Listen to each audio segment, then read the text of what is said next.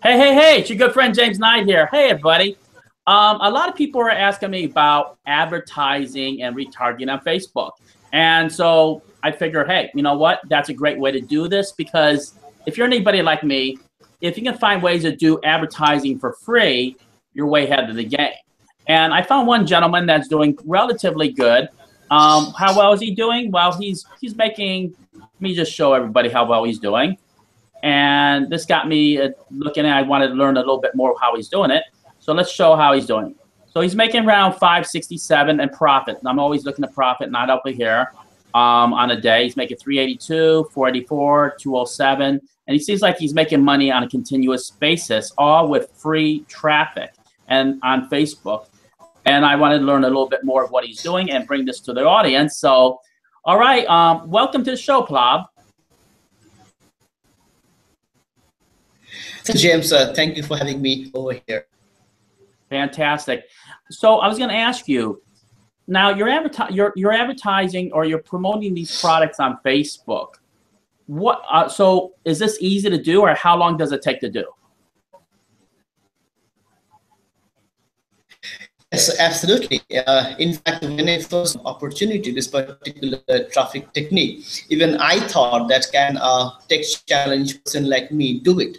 But you know, James, when I started to work on this, is actually much more easier than doing a blog or doing a video or things like that. Even it's much more easier than doing an interview like this. If you do this kind of stuff. Fantastic. So what? Anybody can do it. You know, can do that. What's the first step that you do? Yeah, please. See, the first step is that we need to decide that where do we want to say campaign.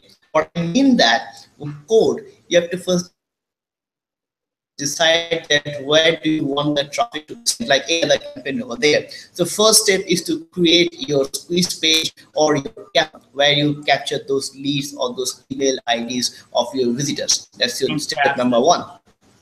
So what I'll do is I'll show everybody the squeeze page and what he's actually using to actually capture them. And so here's the first one. And if you look right here, and let me just bring it right up.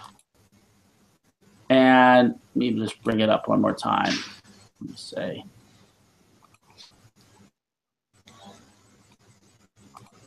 All right. If you can see, that's the first squeeze page that he uses. And it's discover how a tech challenge online newbie accidentally started making $100 to $150 per day. So I guess you just put your email in there and he captures it. And here's another one that he uses. It's pretty nice. A dirty little secret that banks completely a newbie an extra $4,000 in a month. And after you create these squeeze page, Pallab, what else do you do? All right. Now, once we have created this squeeze page, the next step for us is to create the little campaign code. You know, the code which will go inside this particular squeeze pages is very simple. With Facebook, what we do is with that, and under the toolbar, there is a particular option to create this kind of sneaky little campaign codes. It's all automated by Facebook or through an external services. Like in my guide, I have talked about something called Site Scout, which is completely awesome. You can just go over there and create your cookie OG called, or we create the code which you then paste inside the squeeze page. As simple as that. Fantastic. And then the third step, what do you do?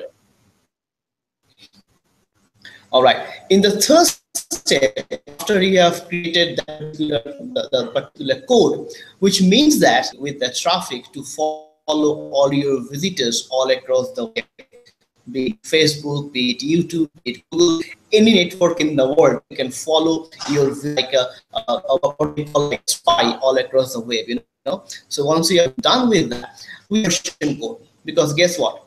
When it comes to your squeeze page, and they opt in or they buy your product or they do the sale, you don't want to continue, you know, spying that person, because they've already. What we do, we again just take a conversion code, and don't worry about this thing because this is all automated and all these things are mentioned inside the code. So what we do is that just create the conversion code, and again we paste the conversion code inside the page where the visitors will come converted. All right.